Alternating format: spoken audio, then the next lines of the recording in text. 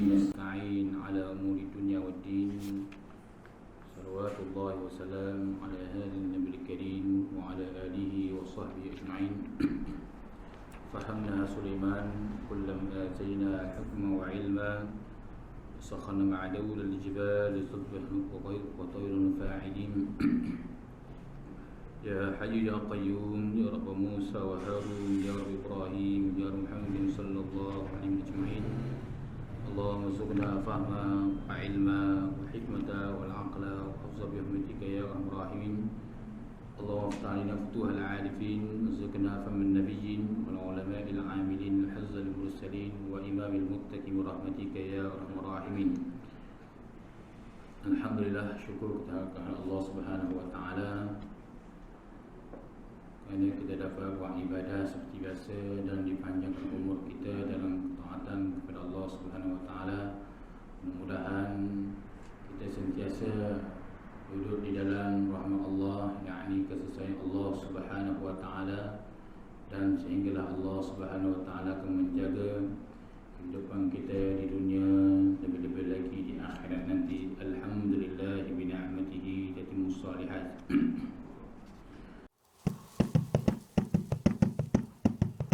Pagi ini kita sambung balik kitab kita ini, iaitu kita masih lagi dalam fasa pada menyatakan adab masuk ke masjid, iaitu yang kita telah sebut dah sebelum ni, iaitu pada kata, kita sambung balik pada kata, dan demikian lagi disuruh oleh Rasulullah sallallahu alaihi wasallam. Kalau kita hak tebal ni pada muka surat 41. Kalau kita hak nipis tu pada muka surat 18, iaitu pada menyatakan adab masuk ke masjid. Qala al-muallif rahimahullahu ta'ala wa nafa'ana bi'ulumihi wa 'ulumina fid darain amin ya rabbal alamin. Demikian lagi disuruh oleh Rasulullah sallallahu alaihi wasallam, dan apabila masuk engkau ke dalam masjid, dan jangan engkau duduk hingga engkau berbuat sembahyang 2 rakaat tahiyatul masjid.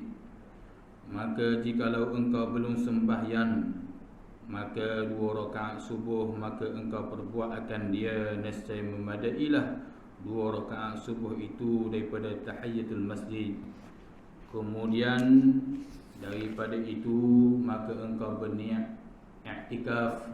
Demikian niatnya, nawaitu an a'takifa fi hadzal masjid sunnatan lillahi ta'ala. Artinya sahaja aku bahawa aku i'tikaf di dalam masjid ini kerana Allah Subhanahu wa taala. Qala musannif rahimahullahu taala wa nafa'ana bi'ulumihi wa 'ulumina fid darain amin ya rabbal alamin. Demikian lagi, yakni setengah daripada adab yang disuruh oleh Rasulullah SAW, iaitu apabila seseorang itu masuk dalam masjid, maka jangan dia duduk hingga dia berbuat 2 rakaat tahiyatul masjid. Kerana sembahyang ni adalah ibadah sunat badan yang kedua, iaitu nisbah kepada sembahyang tu. Itu di antaranya. Jadi ibadah badan yang terlebih afdal adalah mengucap 2 kalimah syahadah. Dan lepas tu, lepas kalimah syahadah, nisbah fardu ni, iaitu sembahyang. Sembahyang. Maka sebab itulah fardu sembahyang itu lebih afdal daripada segala fardu yang lain. Begitu juga yang sunat. Sunat sembahyang ni lebih afdal daripada segala sunat yang lain. Ini setengah dibahaskan oleh para ulama. Ada yang menyatakan selepas sembahyang puasa, dan lepas puasa itu ke haji, lepas haji itu zakat. Dan ada setengah ulama menyatakan juga ibadah badan yang lebih afdal itu zakat. Dan ada setengah ulama juga menyatakan puasa. Dan ada di kalangan ulama juga menyatakan bahawasanya haji. Tetapi di sana ada juga ulama menyatakan ibadah badan yang lebih afdal segala-galanya selepas kalimah syahadah adalah berbimbang dengan menuntut ilmu, yakni ilmu fardul ain. Kerana fardul ain daripada menuntut ilmu untuk mengetahui cara pelaksanaan itu lebih afdal daripada segala fardul ain yang lain. Itu di antaranya. Begitu juga fardul nisbah, fardul kifayah daripada ilmu lebih afdal daripada fardul kifayah, sunat fardul kifayah yang lain. Itu di antara cerita di situ dibahas juga oleh ulama, mensibukkan ilmu itu adalah satu ibadah yang disuruh oleh para ulama berpandukan kepada hadis Nabi sallallahu alaihi wasallam. Jadi sembahyang sunat ni, tahiyatul masjid ni disebut di sini jangan kita duduk hingga kita berbuat sembahyang 2 rakaat tahiyatul masjid. Yakni melainkan kalau sudah masuk waktu maka kita disuruh buat ibadah yang lain pula. Ini bagi tahiyatul masjid ni bagi tidak masuk waktu lagi. Kita mari di masjid awal, maka kalau dah masuk waktu lagi, maka kita buatlah tahiyatul masjid. Jika waktu sudah masuk ni, maka kita solatlah sunat qabliyah ke ataupun sunat subuh. Kalau kita masuk masjid ni, sebab tahiyatul masjid itu sudah masuk ke dalam sunat qabliyah itu sendiri. Itu di antaranya. Sebab itulah disebut hasil daripada tahiyatul masjid itu, iaitu dengan mengucap dengan mengerjakan sembahyang fardu atau sembahyang sunat atau sembahyang yang lebih daripada 2 rakaat itu. Kita masuk masjid, maka kita sembahyang.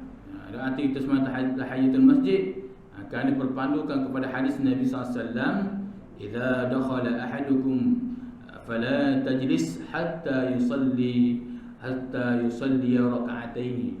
Apabila telah masuk seorang kamu ke dalam masjid, maka jangan kau duduk sehinggalah bersembahyang 2 rakaat tahiyatul masjid. Hadis dikeluarkan Imam Bukhari. Sebab itulah hasil tahiyatul masjid itu dengan kita buat 2 rakaat. Dan jika kalau kita masuk ke masjid, jika kita tidak niat tahiyatul masjid ketika sembahyang sekalipun, hasil, yakni pada pihak gugur untuk mengerjakan tahiyatul masjid, bukan pihak pahala tahiyatul masjid itu, tapi gugur daripada bentuk dituntut supaya sebelum kita masuk masjid ni sembahyang 2 rakaat. Maknanya kalau kita sembahyang sunat wudu, maka gugur pada pihak tuntut mendirikan tahiyatul masjid itu sendiri. Itu di antaranya. Dan itu di antara disebut oleh para ulama. Sebab itulah supaya hilang makruh yang ulama menyatakan makruh kalau kita masuk masjid itu kita tak buat sembahyang apa-apa. Itu pada pihak gugur tuntut tu. Adapun pada pihak nak menghasilkan pahala tahiyatul masjid, maka tidak dapat kena niat, kena berniatlah tahiyatul masjid itu, kena berniat. Adapun kalau kita hak tadi dah memadai dah, kalau kita masuk masjid tidak niat tahiyatul masjid itu, kita sembahyang yang lain, itu pada pihak gugur tuntut disuruh melaksanakan ibadah tahiyatul masjid, dan gugur tuntut kita masuk masjid hal keadaan dimakruhkan tanpa kita mengerjakan ibadah apa-apa. Tetapi pada pihak pahala, nak menghasilkan pahala tahiyatul masjid itu, maka tidak dapat dia mesti berniat. Itu di antaranya. Dan begitu juga ibadah sembahyang tahiyatul masjid ni, dia boleh ulang-ulang. Itu di antaranya. Kalau kita sembahyang i'adah ni, ulama menyatakan afdal jatuh pada takbiratul ihram bersama imam. Kita di rumah kita maghrib kita sembahyang dah, tetapi kita mari di surau tengok orang tak sembahyang lagi, maka kita kata rasa nak sembahyang lagi, rasa tak ya, saya sembahyang dah, rupanya disuruh dah iqamah lagi, saya rasa nak sembahyang lagi, rasa maka mestilah jatuh pada takbiratul ihram, pada Allahu akbar, imam takbir Allahu akbar, kita pun Allahu akbar. Itu sembahyang yang ada berulang-ulang. Adapun berulang-ulang pada sembahyang tahiyatul masjid, iaitu maka sabit kepada berulang-ulang keluar daripada masjid masuk. Maksudnya kita sudah kita sudah sembahyang tahiyatul masjid, maka kita keluar, kita pun masuk balik nak sembahyang, boleh. Nak masuk semula, keluar balik, masuk keluar, masuk keluar, nak laksanakan tahiyatul masjid, maka dibolehkan, tak ada masalah, kerana dia berulang-ulang tahiyatul masjid itu dengan sebab berulang-ulang masuk ke dalam masjid, itu di antaranya. Begitu juga disebut oleh para ulama, gugur tahiyatul masjid itu dengan sebab kita dengan sengaja kita duduk, walaupun duduk mengambil air sembahyang sekalipun. Kalau dalam masjid itu dia dalam diri dalam masjid itu, bukan macam di surau ni di luar kita duduk dia masalah, tapi dalam masjid tu dia ada tempat sembahyang, maka kita duduk, diri duduk tu tak boleh dengan sengaja. Begitu juga gugur sunat tahiyatul masjid ni dengan sebab kita duduk lama ataupun jahil, begitu, tetapi tidak gugur sunat tahiyatul masjid itu dengan duduk lupa atau jahil dengan tidak lama, tak masalah. Itu di antaranya. Adapun duduk lama, duduk dan duduk lama dengan sebab lupa, maka tak boleh. Adapun lupa dan jahil lalu dia duduk dengan tidak sengaja, dengan tidak lama, maka tidak gugur, itu di antaranya. Begitu juga tahiyat masjid ni tidak akan gugur dengan sebab kita berdiri lama. Kita masuk masjid, kita berdiri, kita duduk. Nak duduk, tengok air. Contohnya pada hari Jumaat lah.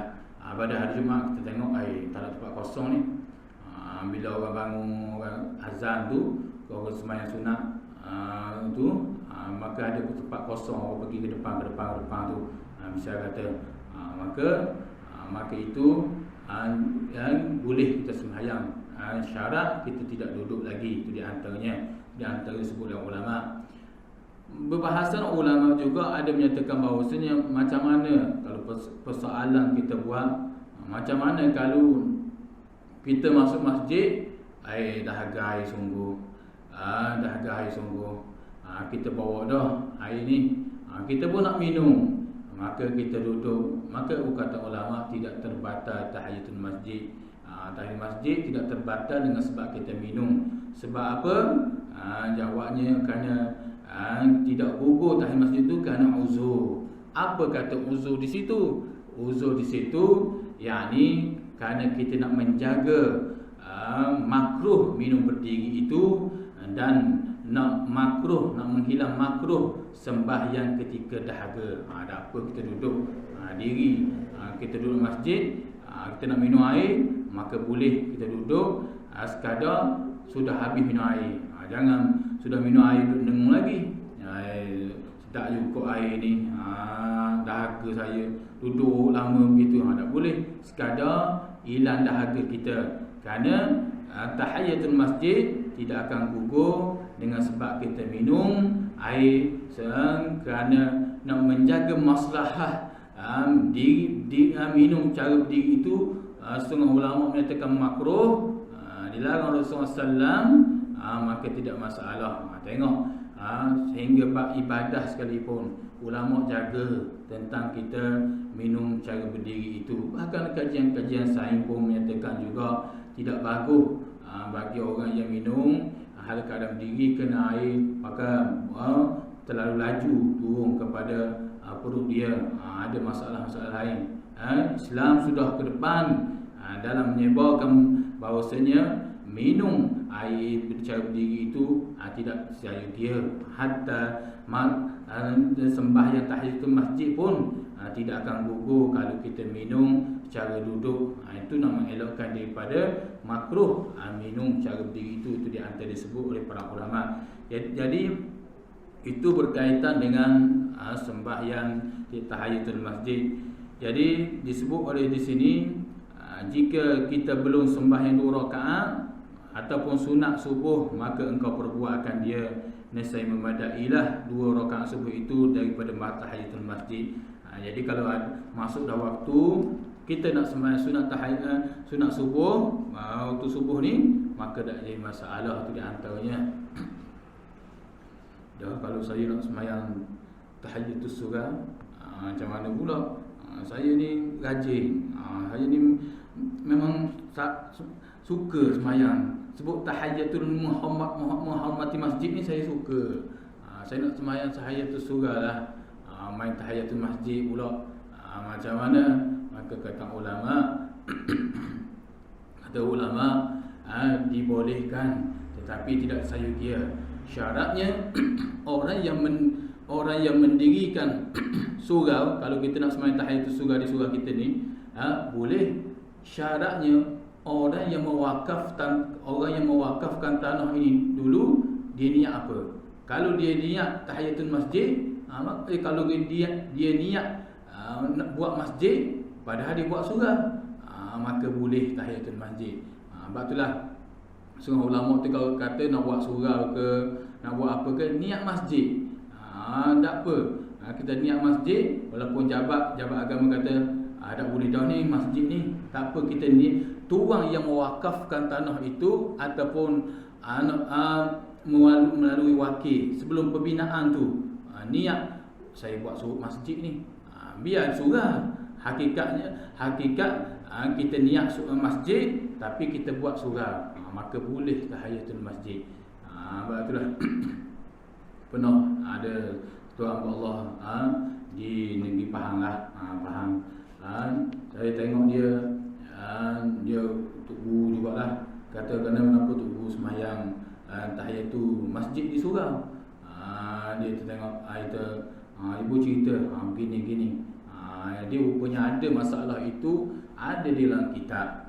Itu sebab itulah kalau kita tak tahulah saya niat tahiyatul, dia orang yang mewakafkan tanah ini dulu, dia niat masjid ke surau, maka kalau begitu tak payah buat, lebih selamat. Tetapi kalau meyakini telinga kita betul ataupun melalui wakil-wakil yang lain yang sahih, yang adil, maka boleh kita sembahyang tahiyatul masjid di surau, di musalla. Itu di antaranya. Syaratnya mula perbinaan masjid itu niat bahatul masjid. Lepas tu orang nak buat surau-surau, kena niat molek.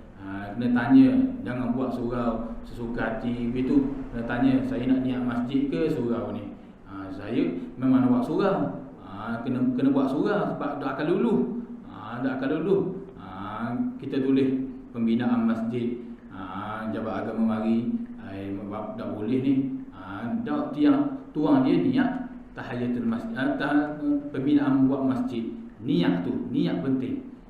Sebab itulah niat hadis Nawawi depan sekali hadis 40 tu. Innamal a'malu binniyat ay mu'abbaru binniyat ay bi sihhatin niyat. Sesungguhnya amal itu dengan niat ay mu'abbarun bi sihhatin niyat, diiktibar dengan sah niat itu sendiri. Itu di antaranya penting niat itu sendiri. Jadi yang mesti yang sahih, yang nyata.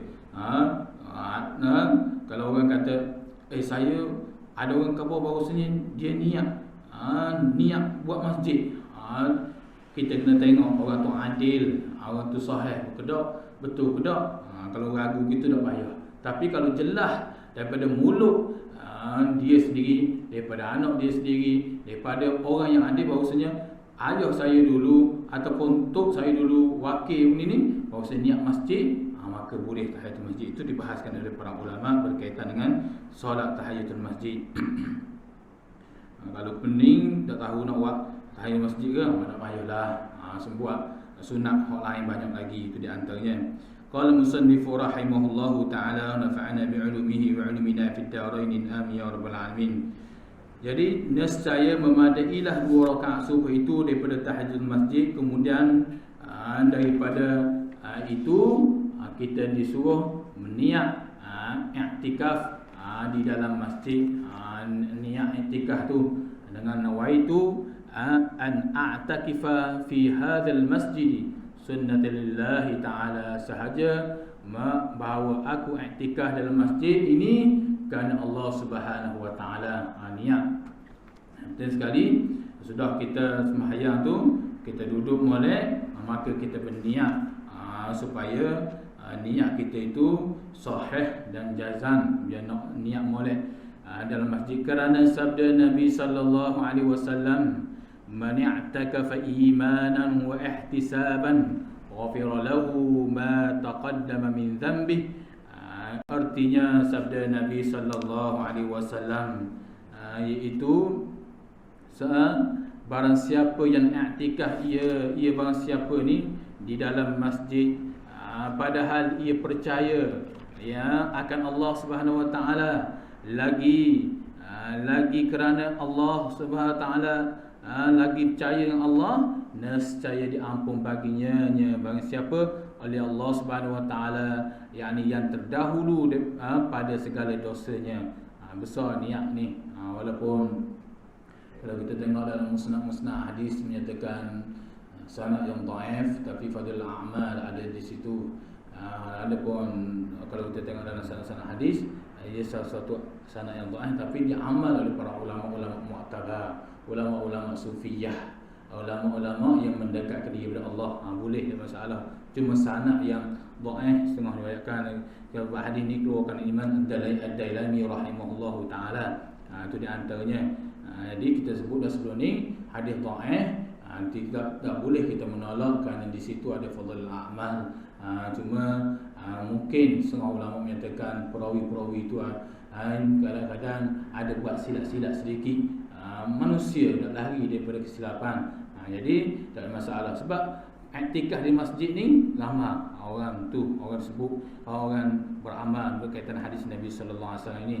Dan sabda Nabi sallallahu alaihi wasallam lagi, man i'takafa 'ashran fi Ramadan kana kahajjataini wa umrataini. Artinya barang siapa i'tikaf 10 hari siang dan malamnya di dalam bulan Ramadan, nescaya adalah ia barang siapa seperti mengerjakan 2 haji dan 2 umrah.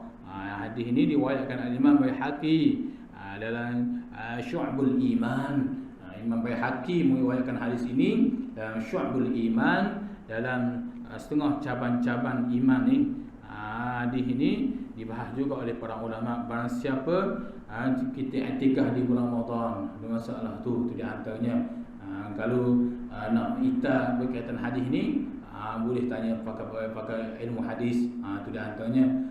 Cuma dalam hadis ini ada ulama-ulama hadis menyatakan hadis ini maudhu', ada ulama yang menyatakan maudhu', tapi dia amal dalam masalah perkara baik.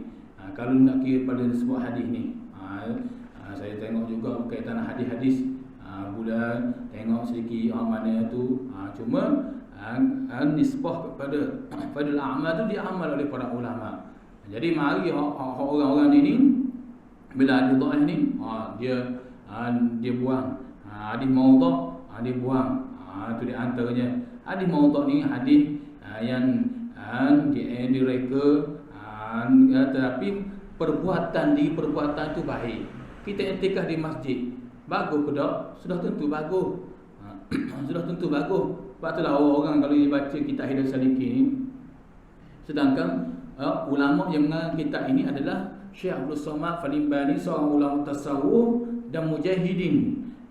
Dia tasawuf bil amali. Ada orang tasawuf saja, mengaku tasawuf tapi tidak amal. Tapi Syekh Abdul Somad Falimbani yang mengarang kitab ini dia beramal dengan ilmu dia, lalu dia berjuang. Tengok dia singgah kat Pulau Duyung kita.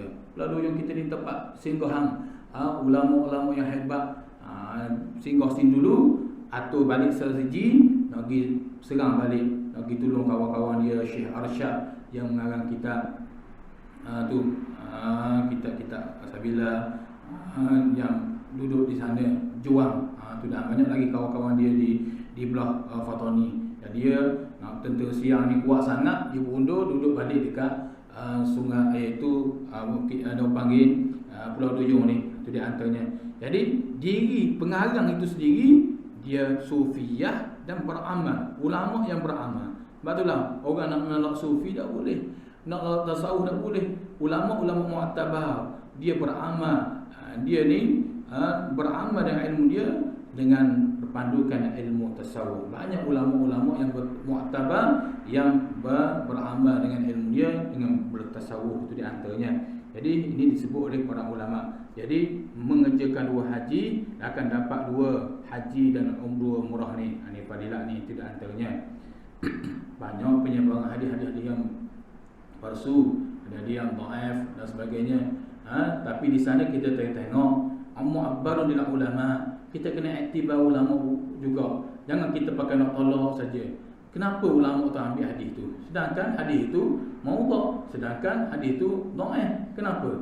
Kalau diri ulama yang ulama sufi, ulama tasawuf yang beramal dengan ilmu dia, kenapa dia ambil? Maka kita di sini sebagai yang tidak mengaji seperti mana ulama-ulama dulu, ataupun kita hanya mengaji hanya buat sesuatu kajian saja dengan tidak mengaji dengan begitu banyak, maka berbaik sangkalah kepada ulama-ulama yang terdahulu, kerana dia merupakan pewaris daripada Nabi-Nabi alaihi wassalatu wassalam. Itu di antara disebut oleh para ulama. Kemudian daripada 2 rakaat sunat subuh, demikian doanya. Ni panjang doa dia ni. Kita boleh tulis situ. Dan baca olehmu doa yang dibacakan dia oleh Rasulullah SAW. Kemudian daripada 2 rakaat subuh ni, molek doa ni. Molek doa ni kalau kita nak pergi ke surau, ke masjid ataupun tunggu iqamah, baca doa ni panjang ni. Kita boleh tiru sini. Dan baca olehmu doa yang dibaca akan dia oleh Rasulullah SAW. Kemudian dia berdua rakaat subuh. Jadi kita berhenti situ. Apa yang kita dengar pada pagi ini, mudah-mudahan i'tibar, mudah-mudahan Allah Subhanahu Wa Taala menambahkan lagi kasih sayangnya, ridhanya kepada kita. Mudah-mudahan kita termasuk dalam golongan orang yang dicintai oleh Allah dan diridhai oleh Allah Subhanahu Wa Taala. Jadi sekadar itu dulu pada pagi ini. Wallahu a'lam. Auzubillahi minasyaitonir rajim. Bismillahirrahmanirrahim. Ya Rabbana lakal hamdu kama yanbaghi li jalali wajhikal 'azim sultanik. Allahumma shalli 'ala Muhammad wa 'ala Muhammad.